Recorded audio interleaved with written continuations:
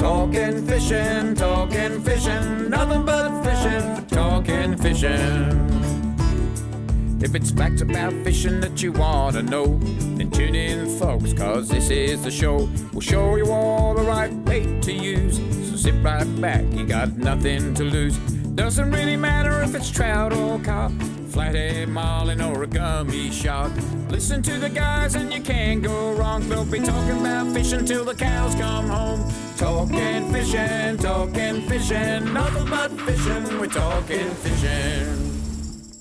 Welcome everyone to Talking Fishing, a massive show as always tonight. All the details on the changes at Blue Rock Lake. It's the start of trout season this Saturday and we talk trout in Product of the Week and Hotspots.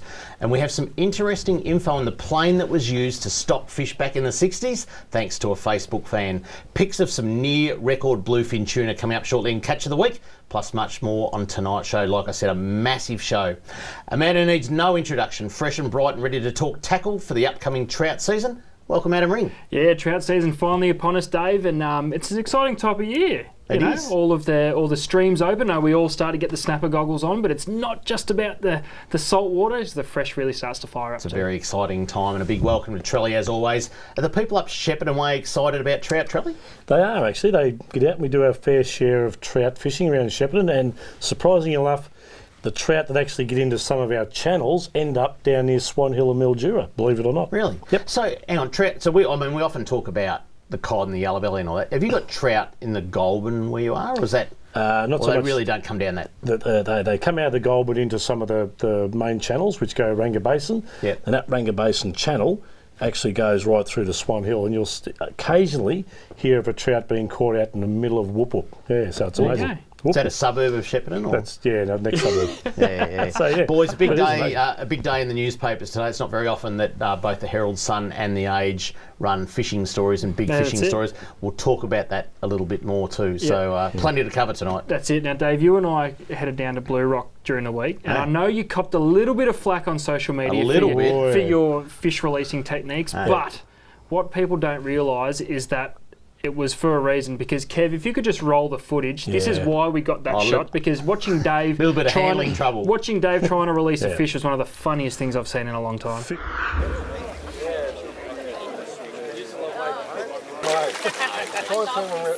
Spiky, aren't they?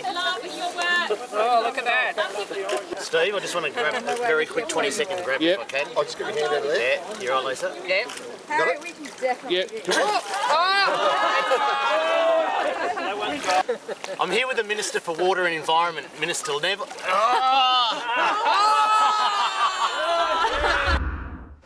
Like I say, working with kids, animals and Trelly.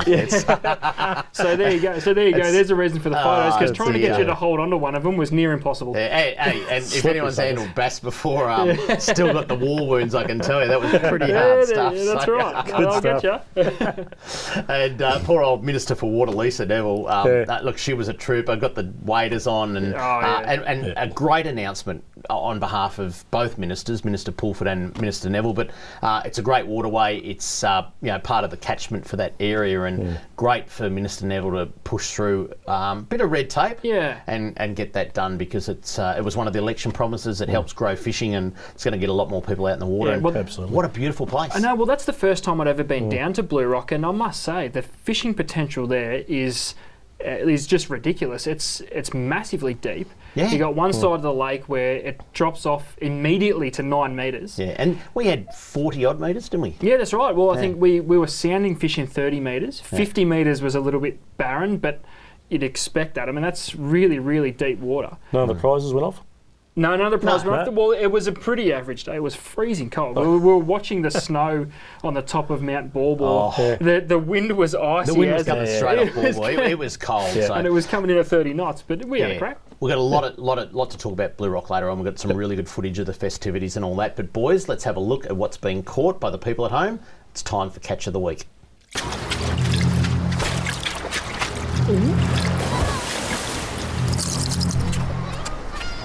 Catch of the Week, when you get to see yourself on TV. Let's just talk about barrels, boys. They're everywhere. Let's start with the small one. Sharky started off. Rod Douglas, a nice 118 kilo fish, just kicked off the weekend. And Now, did you just say the small start with the small start one? with the smallest, 118 Amazing. kilos. Wow. There Look it at is. Now that got sent through from Sharky. I actually can't remember. I think it might have been last Thursday actually. And he's got a barrel on. That's a beautiful looking fish. That was the start of things to come. And you'd say that's a pretty good fish. The big boy's struggling to hold it up there, isn't he? Oh yeah. And we just can't help but giggle. The fishing at Portland is just wrong at the moment. Something's happened. You know, like these big run of fishes come through and holding, or mind you, or there's a lot of them coming through. But Exactly. let's just upgrade a little bit to Aaron Crocombe. 154 kilos of big southern bluefin tuna, and our good friend Jesse Caulfield there. That's right. Well, Like he's landing it. That's it. Well, see, Aaron's a great customer of ours, and this fish has been a long time coming. They've put in a few hours and either just missed them or have had issues with boats and bits and pieces, as you do. So well done to Aaron and the crew, and of course Jesse, who's done a few hours with us. Well, he did a few years with us. Did a few years with us over the course of 154 time. kilo. They don't get much bigger than that, do they? You wouldn't think going. so, Charlie. Let's keep going, Yeah, Charlie. I wouldn't think so. Don't worry about 154 kilo. It might have been the biggest of the season, but it was outdone within a couple of days.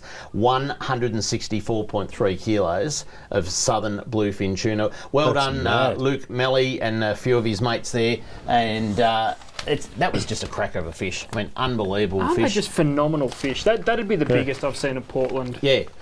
Boys, I've got the Herald Sun here too, and have a look at that. I mean, it's not too often that fishing does make the Herald Sun. Exactly. I've got to.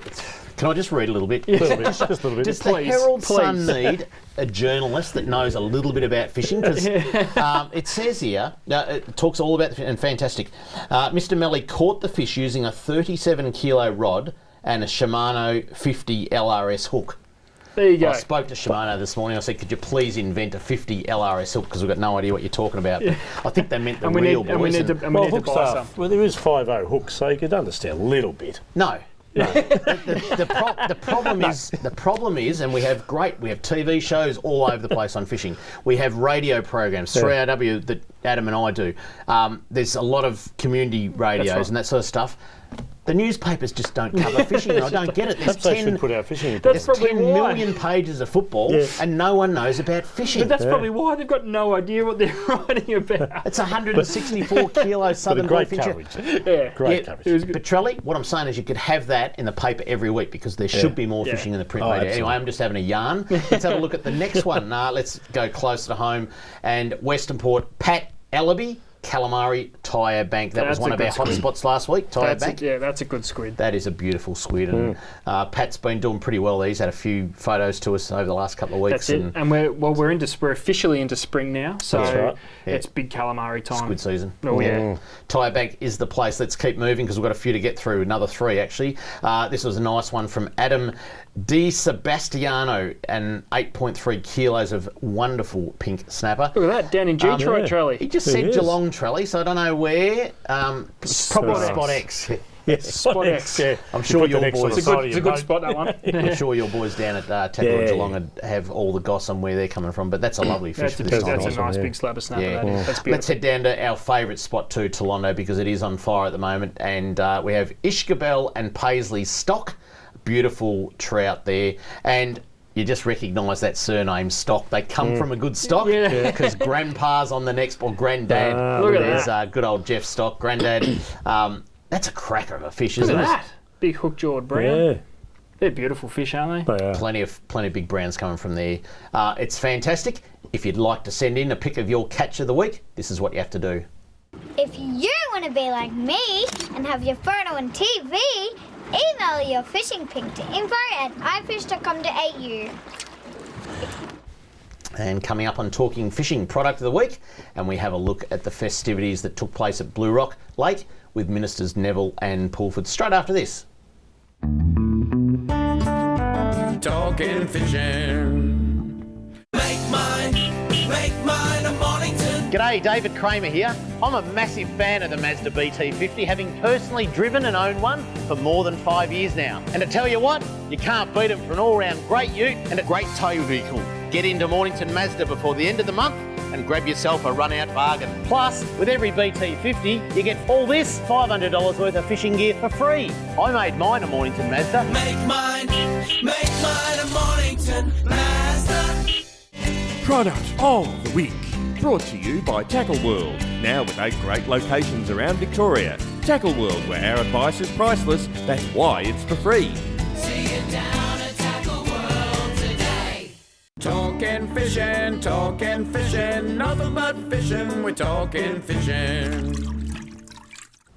And it is the trout opening this Saturday. Plenty of product of the week, and also some info on the big festival up on Lake Eildon this Saturday. We're heading up there, Ads. Yep. Should Can't be pretty good though. So let's get into some of the product of the week. What would you be using for trout in the rivers this weekend? That's it now, Dave. I'm going to get through these pretty quick because I know we've got a lot of stuff to get through. Yeah. But I'm going to open up with the Salters. It's got to be the most versatile and easy to use lure for any stream, and that's why I've got it in there.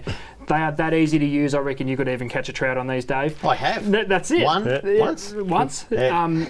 Real easy. Cast them out, wind them back. It's that simple. I love them on a sunny day, just the reflection of the sun on a Celta as it spins through the water, and any trout cannot resist it. That's right, and they make them in various weights too, so it covers you from, I guess, your really shallow, slow-moving streams right up to something a little bit deeper with a little bit more flow. And they're about 100 years old. They are about 100 years old. So what, do you use a bigger one in deeper water? Yeah, if you've got faster running water, or if you've got a lot of deeper pools and you really need to sink them down a little bit, that's where to go, those bigger ones. The real big ones are number 3s. Redfin guys love them too, so for any of the lakes. Next one, we're going to look at the Strike Pro Bob and Spoon. A bit of a mouthful. Haven't these taken off though? They have, and it's funny because it's a take on a really old lure. Yeah. It's basically the metal lure for trout. Yeah. Very versatile. Same sort of vein as a Salter. Cast them out and just slow wind them back. You can jig them, you can wind them, you can burn them quick, you can do whatever you like. You pause them in a deep pool, they will actually sink, hit to the bottom, and you can jig them up through that pool as well. So quite a nice versatile lure. There's 2 new colours which incorporate all the nice UV glow business that we see quite a lot these days. Trevor Holmes talks about them a bit down at Tolondo, and Trelly, you do a few through Geelong, the Western District. But are they used much up in Shepparton for anything? They actually don't. They go back to sort of the Celtas and things, but they are coming on because of the words getting around. And it's just a new take on an old lure, so that's great. Yep. The next one is one of the lures, I guess, in a shallow bib style lure. These are a Jackson Comanche. I put these in there because this is something I was personally playing around with quite a lot of before the trout season closed. They're a very shallow diving lure, and though it's got a very funny body shape on it, it snakes through the water. It's the only way to describe it. It's very fluent and very pronounced, yet it just looks so natural. They're a beautiful lure. It's a little Japanese lure, isn't That's it? right, little Japanese lure. Slow roll, I found. You can really cast them up into those fast runs, bring them through, and then bring them through those, those deeper pools. And they were really good, so look out for them. You can't talk about trout lures without talking about the old Rapala. I know. They're just the number one. Exactly. They haven't changed much over the years. Handmade in Finland. Yeah, and they haven't changed much apart from the finish on them. There's a few new colours, but they have worked forever and a day, and they will always work. They are that good. So you can't go trout fishing with a couple of them. Got to have one in your box. You do. You have to. And finally, we've covered this lure before, but it's so good we have to put it in there again. The Strata Blackheart. It's more of a slash bait style lure. Really work it aggressively. Slow moving pools, or get them up into those runs. As soon as they hit the calm water, really work the rod tip aggressively, get them moving really quickly. They'll have a nice sharp side to side action. They're really good when the trout are a little bit shut down. You can really excite them into... I caught a cracker brown once in the Delatite just upstream from Eildon at a Mansfield, and there's a lot of deep pools in that Delatite there where you pull over on the side of the road. That is a cracker for getting down deep into some of those pools. And another lure that was tried and tested at Tolondo as well. So work them aggressive because you'll get that reaction bite out of them every time. There you go, boys. plenty of action for this weekend, the opening of the trout season. It is a very, very exciting time. But talking about exciting times, we built it up over the last few weeks that Blue Rock Lake was having some rule changes. We're going to head down there now and have a look at the festivities because it was a great event, and we seriously thank all the people that turned up. We know there was a lot of viewers, Adam. There was. A lot of people that watched this show, particularly down in Gippsland Way, because they do get the show down right through down to Moe and parts of Morwell. Certainly get the show, and a lot of fans of the show turned up. They loved it. It was a great occasion. Have a look at this. Because you know I'm all about that bass, no trouble. I'm all about that bass, no trouble. I'm all about that bass, no trouble. I'm all about that bass, no trouble. I'm all about that bass. I'm here with the Minister for Water and Environment, Lisa Neville. We're putting 12 of these beautiful bass into Blue Rock. If you catch one of these tagged fish, plenty of prizes coming your way. Total value, $2,000. I'm all about that bass, no trouble. I'm all about that bass, no trouble. I'm all about that bass. Today it's all about bass, a dozen released in addition to many, many more released, but there's a dozen really special bass released thanks to the generosity of our anglers, our angling businesses, tackle businesses in the region. There are tags, there are prizes, and it's all about encouraging more people to be fishing more often.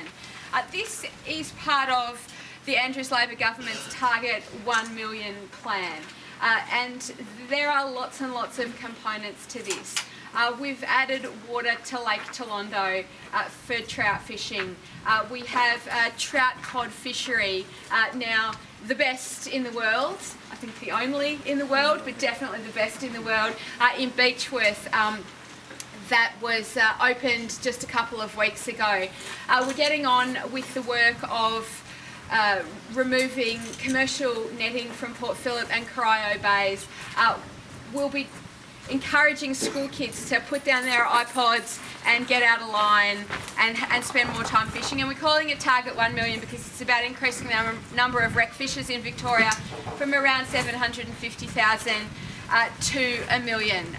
This is about promoting a great activity and a great lifestyle. It's about supporting a $2.3 billion industry that creates and supports many jobs, promotes regional tourism in different locations right across the state. So fantastic to be here today. Lisa's going to talk to us a bit more about the specifics of what's changing today. So thanks very much, Harriet. Thanks, Charlotte. I'm just still a bit confused. Before I start, how are you going to find 12 fish in there to win the prizes? Because it's a massive lake, and it's my first time I've seen the lake, although every week pretty much I see the list of water storages around the state, and this lake is at 100.3. I'm not sure where the 0.3 is, but it's over. It has great capacity, which in certain parts of Victoria we've got some drought issues, but to see a lake of this kind with this water capacity is fantastic.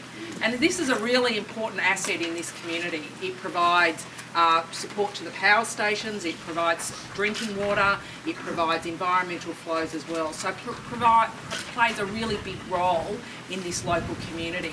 But of course, today is about adding, I suppose, or increasing the access to this lake by changing some of the rules that have prevented some people from accessing the lake. We know when the lake was first established, there were rules about the size of the boat and the horsepower of boats because of erosion risks. Well, those risks have now moved on. We don't have that same risk. And what we also know at the same time is that people generally, as fishermen, have bigger boats with higher horsepower. So a whole lot of people have been prevented from being able to use this lake for fishing purposes. So today we're formally announcing that those restrictions, both the length of the boat and the horsepower limits, have been removed so that you can have longer and bigger boats, which represents, I think, more fairly what people are actually purchasing when you're looking at fishing. So that will open up this facility to more people to use. But of course, it's also about getting the balance right, making sure that that swimmers can swim safely. that kayaking can still go on the lake. So we've got swimming areas where there'll be no go zones for boats. We've also got a speed limit of both 5 kilometres around the boundary and 15 out in the lake. So this is about getting the balance right so that we see more and more people using the lake and using it safely. Now I know some members of the community are concerned that this will open the door for jet skis and water skis. That is absolutely not our intention to do that, and I've spoken to a couple of the members there to assure them over the next 12 months as we look at this that we ensure there is proper monitoring and compliance, but if we need to take further action around jet skis and water skis, that we will do that, because this is about ensuring our rec fishing community can use this lake, get the most out of this lake, swimmers, kayaking and the local community can continue to enjoy this great asset. So it's fantastic to be with you today. I thank everyone for their support. They went through the process with us in getting to this position, and I hope that this will be a win-win for the community and for rec fishing as we go forward. So thanks very much. Well, normally you would crack a nice champagne when you go to an occasion like this. The new restrictions are in place at Blue Rock Lake. No champagne, a nice cup of tea with the Minister, Lisa Neville. It's a great day for fishing, and what today does is opens up a great bass fishery, great trout fishery in Blue Rock to many people that have been restricted off the lake. Lisa, what's some of the restriction changes? So bigger boats, bigger motors now? So it used to be that you couldn't have a certain length of boat, you couldn't have horsepower, so we've removed both of those restrictions. So that means that we can have the boats that people now use actually using the lake. I think that there was a very outdated regulation that was put in place to protect something we no longer need to protect from, that's erosion. So this is a common sense approach. It's about providing opportunities for our rec fishing community to now use this great facility here. As the Minister said, it's a great thing for fishing. It's a great facility. We're going to head out the boat and have a look how great it is. No trouble. I'm all about that bass. Now, we did get out in the boat. To cut a long story short, that wind was blowing off Mount Borbor. It was freezing. We didn't catch a fish. You're not going to see any of that, I can tell you. Yeah, pretty good. But I wasn't there. Charlie, you were just commenting during that it'd take a fair boat to get over the other side. Yeah. That was a bigger place than I ever imagined. No, I'd never been down there. I'm happy to say that. But what a beautiful place. It's got potential to be one of the best. Character. Exactly. It's got potential to be one of the best bass fisheries in the country. Yeah. It's deep. There's loads of structure. You've got the Tangel River, which runs into it as well. Yep. It's got everything you need for a beautiful freshwater fishery, and now we can access it, so it's even better. Looks like grassy flats. Yeah. Oh, and how good were the facilities down there? The toilets, the barbecues, all that sort of stuff. That big hut thing that we were under for that announcement. And a sincere thank you, because I know some of these things aren't that easy to get through the bureaucracy. I mean, that's been a thing that's been spoken about for 15 years, and a sincere thank you to Minister Neville and to Minister Pulford for getting that through. And a lot of Victorians now, and probably interstaters, have got some great access to a place that's been stocked for probably 15 plus years now. And the locals were telling us bass to 42 centimetres. Exactly. And though this event was, I guess, based around Australian bass and what type of fishery that's going to turn into, it's a year-round fishery. There's trout that are being stocked in there. There was 8,000 trout dropped in that when day. we were there. That's right. It is going to be phenomenal year-round fishery. Yeah, no, absolutely. So, look, that's a fantastic thing. And I said in my speech on the day, bass in Blue Rock, Barramundi and Hazelwood, bass and barra. Yeah. New South Wales, Queensland, Northern Territory Tourism are saying, what are those Victorians doing? But anyway, coming up on Talking Fishing Fisheries News, we're going to talk about crabs, eels and trout opening right after this. Talking fishing.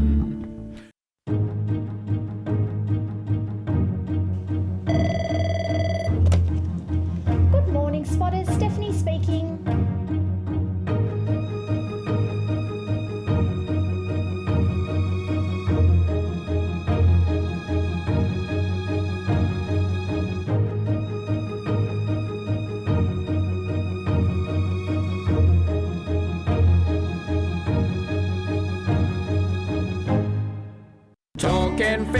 Talking fishing, nothing but fishing, we're talking fishing. And now it's time for the news. The fisheries news. Sounds a bit fishy to me. the things that go on in the ad breaks, I can tell you. Got a bit of running around in that one. It's all good. I just catching my breath. But anyway, plenty of fisheries news, boys, this week, and let's kick it off with a bit we touched on last week, the proposed catch cap for commercial fishers in Port Phillip Bay. The official media release is now out. It says a 4-week public consultation period has commenced, and the sliding cap, they're talking about all that. It's an integral part of phasing out commercial netting in Port Phillip Bay, which was a commitment made last year in the state government's Target 1 million plan that aims to grow participation in rec fishing sector. Fisheries Victoria Executive Director Travis Dowling said the proposed cap would prevent any increase in commercial fishing effort during the phase-out period of 8 years. It will also ensure that as licences are bought out from the fishery, the overall catch reduces in a fair and transparent way. So it's a good thing. It probably differentiated the two parties that did announce before the election that there was going to be a commercial buyback in Port Phillip Bay. Correct. The catch cap is so important. He went on to say there is also a proposal to introduce new reporting requirements for commercial fishers to enable effective enforcement of the cap, consistent with best practice fisheries management in Australia, because a lot of people wouldn't even realise that these netters in Port Phillip Bay, they don't have to report their catch until I think a month after. Yeah, and no cap. No quota at all, so they can go and wipe out the whole bay if they want to. Just depends how hard they work. Last bit, phasing out netting in Port Phillip Bay will improve recreational fishing opportunities and help increase the number of anglers to 1 million, growing tourism and strengthening our rural and regional communities. That's right. One of the things I love that's going on is, I reckon forever, there's always been, whether it's a marine park or that stupid mob up at Dartmouth at the moment wanting to close down Dartmouth Pondage, there's always access being removed for anglers. Exactly. We're really starting to see increases. You know, so the commercial buyout, the Blue Rock, Talondo, Hazelwood, like there's all these opportunities coming for rec anglers, and we're just in a good time. We really are in a good time. Number 2, always got some idiots around, haven't we? I love looking at the idiots. Going to talk crabs. Fisheries seized sand crabs at Ocean Grove. Fisheries officers have seized nearly 300 sand crabs. I don't know if they seized them all at the same time. Have you ever seized a crab? Probably one seized me. Laughing at our own jokes here, but after intercepting a vehicle at the Ocean Grove boat ramp earlier this week, Fisheries Victoria officer Todd Mestrovic had said a vehicle was stopped around 9 p.m. on Monday night, which was August the 24th, where a search revealed an esky and 2 buckets containing 285 sand crabs. Wow. Not real big, are they? No, look at them. The total quantity of sand crabs allegedly taken by the group constitutes more than 3 times that of the illegal daily catch limit of 30 per person, or 1 litre. The entire catch was seized, as well as the equipment used by the group to catch the crabs, and fisheries officers returned the entire catch to the water. How good's that? Oh, there you go. At least they're still alive. There's been an influx of sand crabs into the Barwon River, and officers will be patrolling the area night and day to ensure that fishers comply with the catch limit of 30 per person per day. Unbelievable that people get onto something that's happening and just want to exploit it like that. Oh. Idiots. Great. Eels, let's talk eels. Eel nets seized from farm dams. An investigation by fisheries officers has found numerous commercial eel nets, known as fyke nets, used to harvest...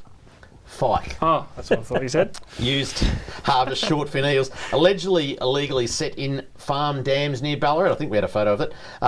Senior fisheries officers at Ballarat, Stephen Eddy, said 9 commercial eel nets containing large eels and yabbies have been seized as a result of the investigation. A man this week has been interviewed in relation to allegedly fishing for eels commercially without being a holder of a commercial licence. Illegal fishing has the potential to threaten the legitimate commercial eel industry that operates across Australia. So people have proper licences to do that. So anyone that's doing it illegally is taking away their living. So was old mate there just letting himself into someone's farm? Yeah, I think so. Must have been, yeah. Like I said, it's idiots. I get that. That's pretty cheeky. There's some idiots around. And farms, like, they're not even little creeks. Yeah, I know. I'll just set up a net here, don't worry about it. And I know this isn't quite fisheries news, but last week we, even on Facebook, when I copped all that for releasing some fish in some spectacular ways, we put up a photo of that plane. There you go, stocking trout. Look at that. That is in... I'll tell you what, Dave, just have a look at that. Now, I've seen you release some fish spectacularly, but if you just zoom in, if we just zoom in on that pic there, Kevin, am I? That's working well. Working well, Trelly. Look in the back window there. We might come up to that in a second. Yeah, actually. I'm sure you can. Yeah. Well, I'm going to keep reading this as you try to play your practical joke on me that I didn't know about. This plane was built as VHCEK. The aircraft was immediately re-registered VHSSY upon being delivered to Superspread in December 1960. It is seen above at Moorabbin in 1962. We might even get to change that image in a minute. Oh, there. I don't know if we're going to see the other images. That's what we're live TV. But we do have some other images. No, it's not that one, Kevin. There he is. Who's that in the back? Who's that in the back of that? That looks like you, David. Hey, releasing So fish. you've been releasing fish from a great height for quite a long time. Yeah, you idiots. Anyway, we're going to get the other photos up, Kevin. Kevin, in the control room, can we get the other photos up? So this guy on Facebook has done a whole history. It is seen above at Moorabbin in 1962 wearing the AG Company's original scheme for its... Oh, it's hard to read this.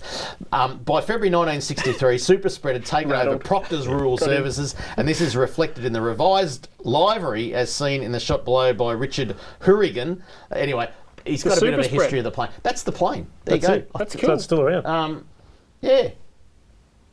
Anyway, they got it in about 1960, and that's it for fisheries news. We got there. Anyway, world's longest story about planes, boys. We're going to talk a bit more about commercial netting in the next segment, but it's time to go. I'm worried. I'm worried that people are saying this is an 8-year thing because it needs to go a lot earlier than that, doesn't it?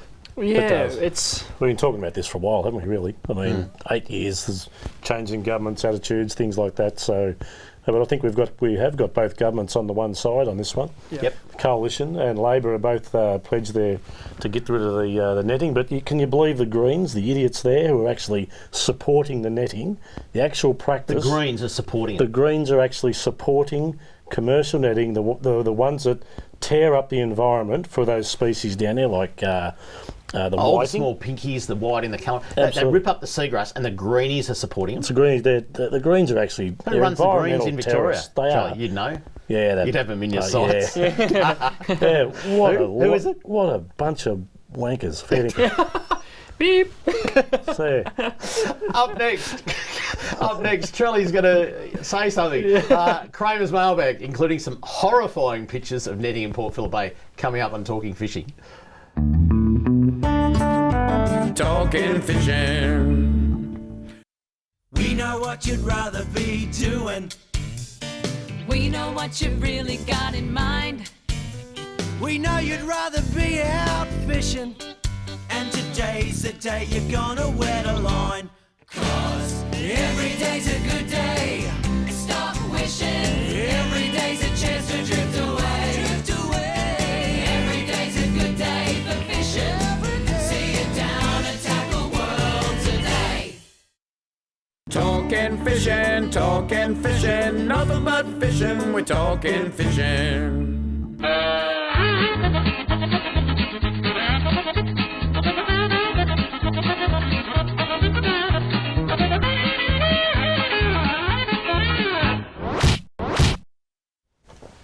Just for the people and the kids listening at home, Trelly meant bankers. He meant bankers.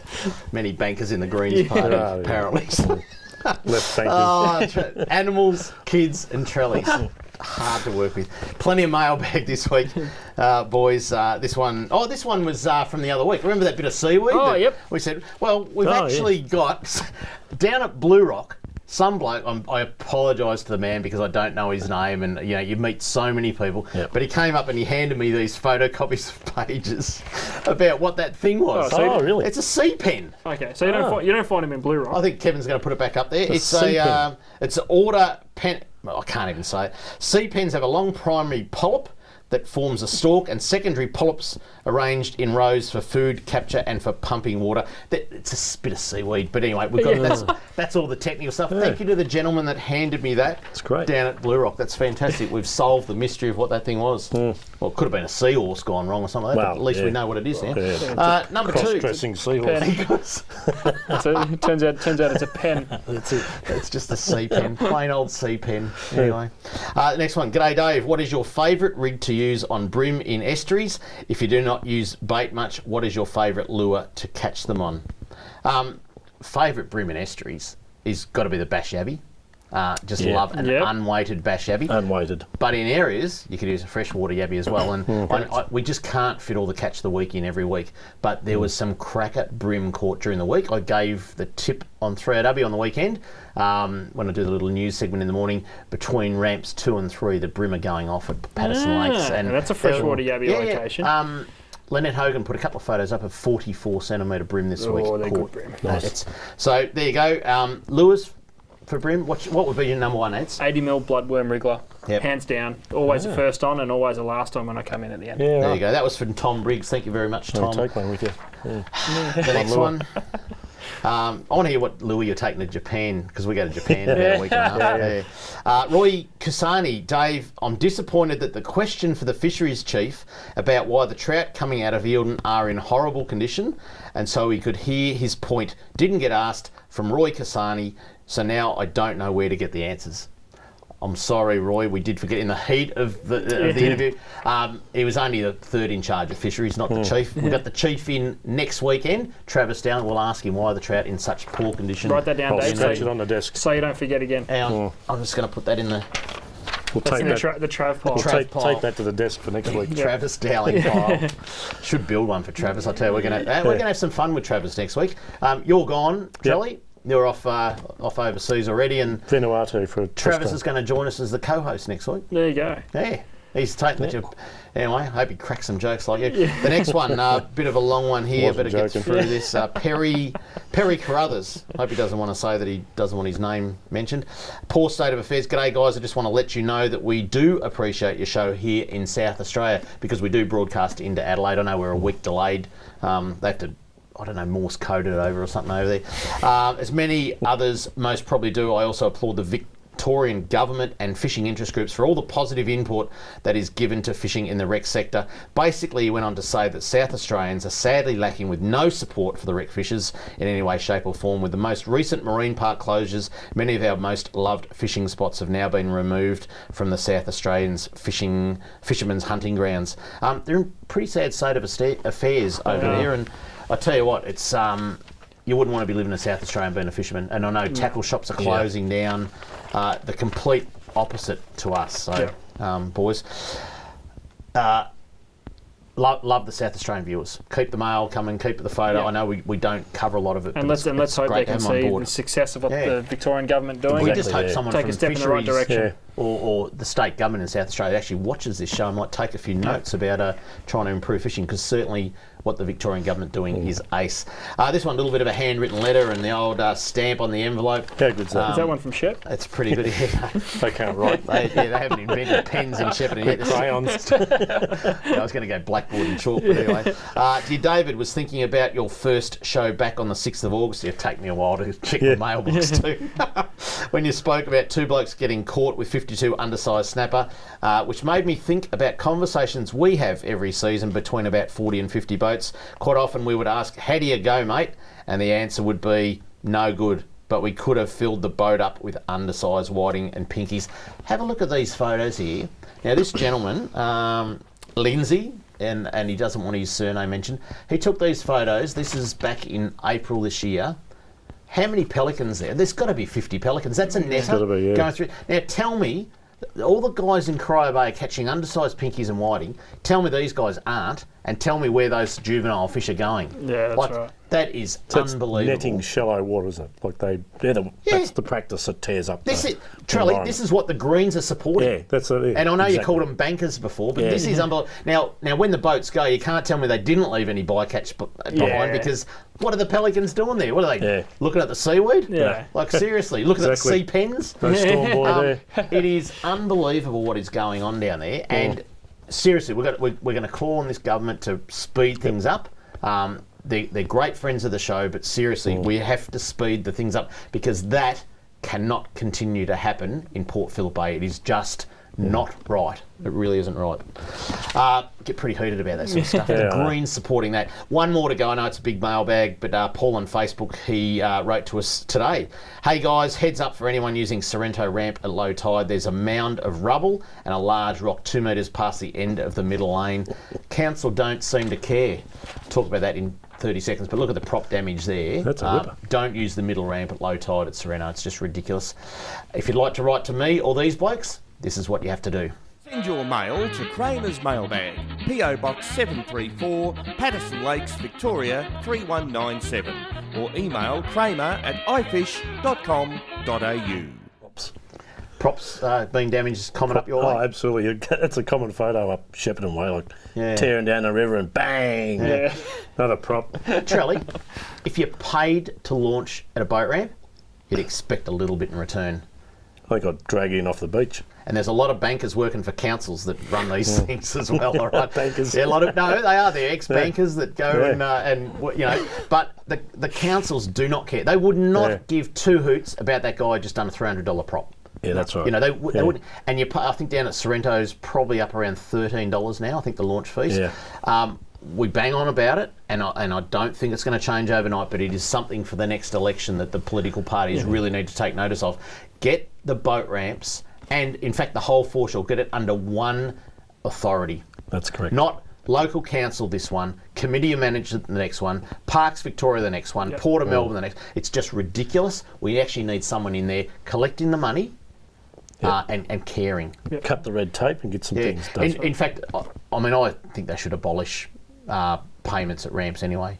We're the laughing stock of the rest of Australia. It's, we've got a lot of good things in Victoria.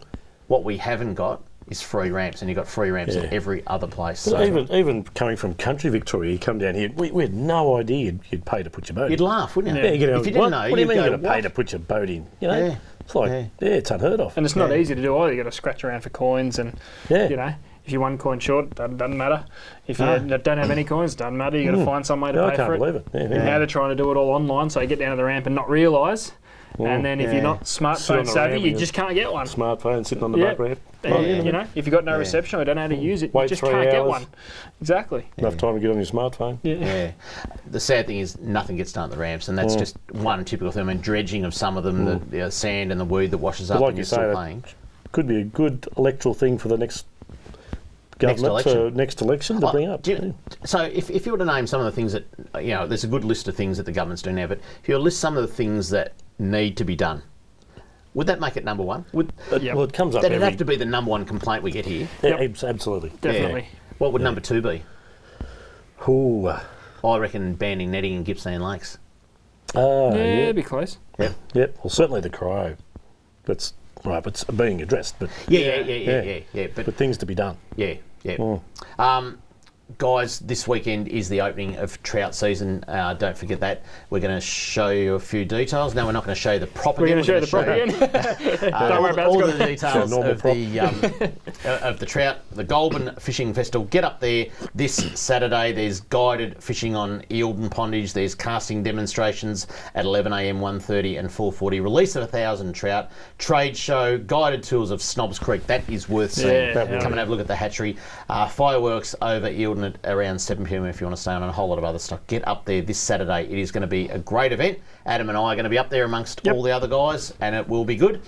Don't forget, you can keep up to date with all the info from tonight on our Facebook page with Catch of the Week, hotspots and much more. Don't forget to like us, and if you want to see a repeat of the show or want to send a copy to a friend, subscribe to our YouTube channel. You'll find the correct links to Facebook and YouTube on our website, talkingfishing.com.au. Coming up this week's hotspots and what's coming up on C31 Fishing. Be back shortly on Talking Fishing. Talking Fishing. G'day, Callan here from Paul Worsling's Tackle World Cranbourne. Supercharged batteries have been supplying maintenance-free marine batteries since 2001. The Seamaster Gold range is second to none, delivering superior starting power and reserve capacity. No need to top up with water, truly a fit and forget battery. With up to 2 years replacement warranty, you know you have quality. Your battery's your lifeline. Without it, you're dead in the water because it's bloody hard to push start. I've got a Seamaster battery in my boat. Make yours a Seamaster Gold today. Talking fishing, nothing but fishing, we're talking fishing. Hello, Richie Minnow here. It's now time for this week's fishing hotspots on Talking Fishing. Marvellous. I'm sorry, but Charlie's still making me laugh. I tell you, it's hard, eh? Let's get into the hot spots. I keep putting carom up there because I hope someone catches a snapper. No one's fishing out of there. I want to know where they are. Well, there goes the credibility of hot spots too. No. There are snapper off carom, and I know we keep saying Jason Turner is going to catch one, but he keeps going to Western, whatever. Yeah. Jason, please go to carom. It'd be great to see. There's some good fish off carom. Yeah, and they are starting to school up thick. I know we sit here and have a laugh about it, but they're starting to school up thick. I saw on social media today. Settle down, mate. I saw on social media today we've officially hit the coldest at which Port Phillip Bay will get, and it's all on the increase from now. So, Charlie, can you host the show? He's lost. There was a photo in the Age today. This one here.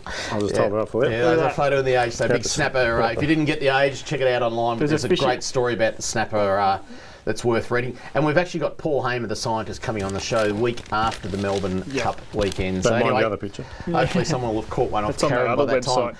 Tyre Bank, again, is another hot spot this week because the calamari, they're just going to get bigger and better there as time goes by. Yep, and don't be shy. There are the big squid jigs. 3.5s, or a 4s. baited jig. We've been through that on the show. Exactly. A baited jig with a nice silver whiting, you're going to get big calamari this time of year, and they're just moving in on that Tyre Bank right now. So, the next one, guys, one of my favourite places in the world, the Howqua River. A few trout streams come out for hotspots here in the Howqua. It's open from, I reckon it's Friday midnight. But my favourite part of the Howqua, you know how I got onto this? A River Somewhere, that beautiful series they made. Rob Stitch and Tom Gleeson. Gleeson. And that inspired me to go up to the Howqua. And if you go from Mansfield to Jamison Road, where the bridge is, you can park next to the bridge and go for a walk. That is just an incredible part of the Howqua River. You can actually go for miles and walk up there. Plenty of deer up there too. Yeah, it's cheap in places, but dear in others. That's right. Come on. No, if you're a hunter. But it is. That's where you use those little trout lures, those little selters. Yeah, that's right. Cast them upstream, work upstream. Perfect for them. That's a really top spot. Yeah. No, they're not selters. They're not deer. They come in a pair too. All right, that's our next. The next one, Goulburn River downstream from Eildon. Get down there. That's trout capital. It is. I know they've built up a few of the stocks by stocking parts of the river, but. Thornton has got to be, the capital B. And if you want to go to the Trout Festival and then go and have a fish, it's the easiest place to go. Down near Thornton, near the bridge and all that sort of stuff. Good access and great for fly fishing. There's a big fish in there too. So I wonder what the power generators are going to do with the level there, because sometimes they get a bit all over the place on ground opening. They know the festival's coming, so they'll make sure they do something silly. I'm sure Minister Neville has Minister Neville got anything to do with the water flows there? I'm sure she's got it under control. She's got the rest of the country under control, so doing well. And another beautiful hotspot, the Tangel River. What a beautiful river that is now. That is upstream. It actually flows into Blue Rock. Oh, okay. And runs virtually from up in the hills near Mount Bawball. There is some fantastic places. Google Earth it if you want, because it's the best way to have a look at where the river flows and where the roads are. Beautiful river. And what a stream. Now, there won't be big trout. No. Not many big trout caught in the Tangel, but what a beautiful part of the world. Absolutely is. And lucky last hotspot has got to be Portland. The barrels are still on. They're not going away anywhere, and all they need is, you just need a bit of calm weather to get out.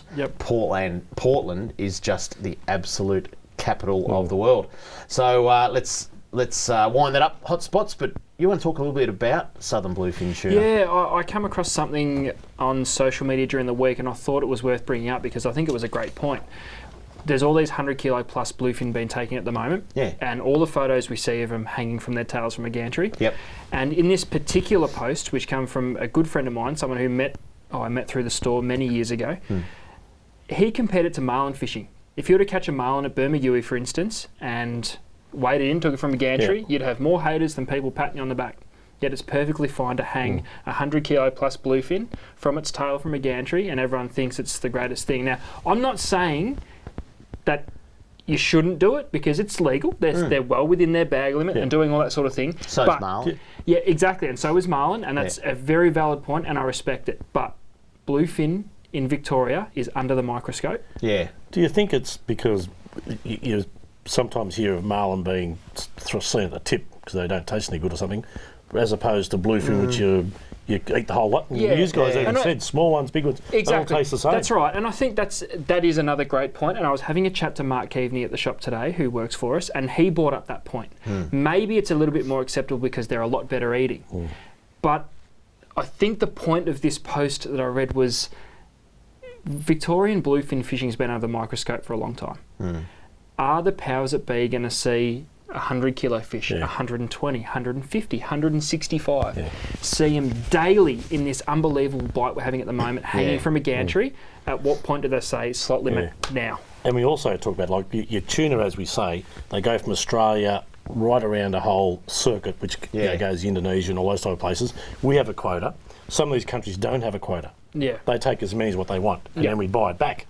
So, again, tuna's being looked at as a food source, that type of thing, whereas marlin's probably more a majestic sort of a critter. And I'd love to know your opinion, because me personally, as long as you stick to within the rules and the bag limits, then fine, take one. But we've heard of one boat taking up to 8 fish between 50 and 120 kilo in just as many days. What do you do with the meat? I'll give you my opinion on it because I've cooked both and I know what to do with it, but I'm getting yelled at about C30, what's coming up on C30. Sorry, very, Kev. very quickly.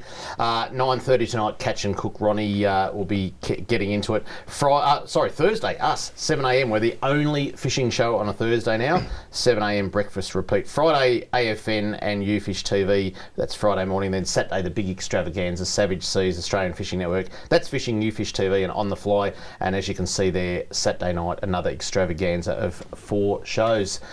Just wanted to get that out of the way because we've got the rest of the show just to chat about it.